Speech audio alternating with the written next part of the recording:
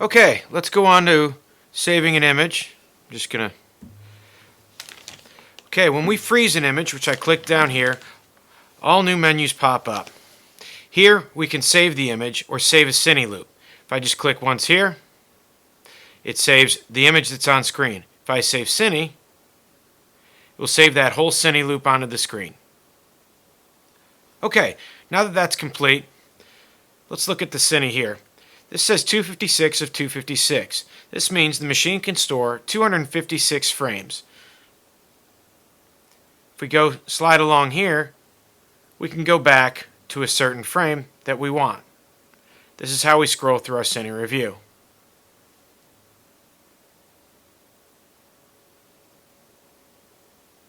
Now if I just want to play the whole Cineloop, I can just swipe my finger across and it'll just play that whole loop.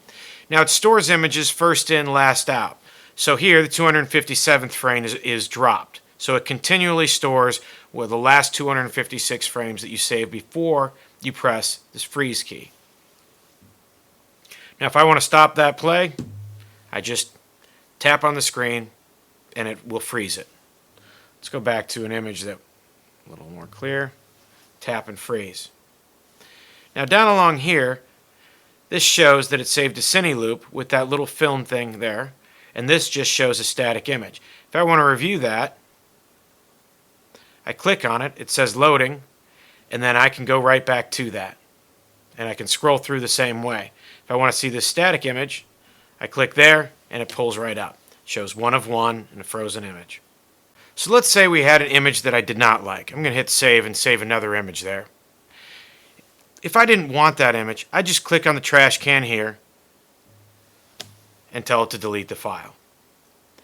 Now in order to annotate an image, I have a number of selections here.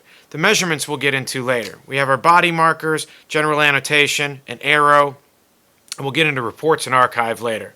We can also take a quick measurement with a caliper. Let's go to annotations.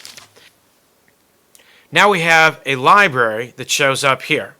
We can also type an annotation. But if we want a different library, we have abdomen, gynecology, obstetric, cardiac, pathological, and small parts. We'll just stick with abdomen for now and click on it. Let's just pick one here, and we have bladder by clicking on that. Now I can click somewhere on the image, and obviously that's not the bladder, and it will place it in that spot. If I want to move it, I'm going to click and hold, and I can move that around the screen. When I'm done, I click done, and it allows me a new cursor to add another annotation. I can use this keyboard to type hello, and then I'll click done, and it appears on screen. Now, done does not make this annotation library go away. In order to do that, I need to click down here and make the keyboard disappear, very much like an iPhone or iPad. And here I can go back. Now I can't edit these annotations. They're left on screen. If I want to remove those annotations, I can either unfreeze, or if I don't like a certain one, say I realize this is a carotid, not a bladder, I click on annotation again, and I click and select that. I can either backspace delete or just come back and hit this garbage can and it will make it go away.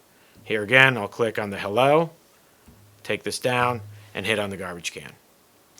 Now if I have multiple on screen,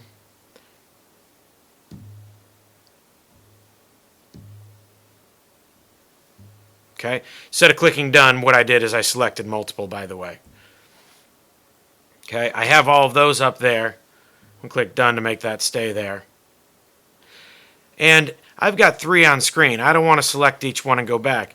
If I press and hold the trash can for a while, it makes them all go away.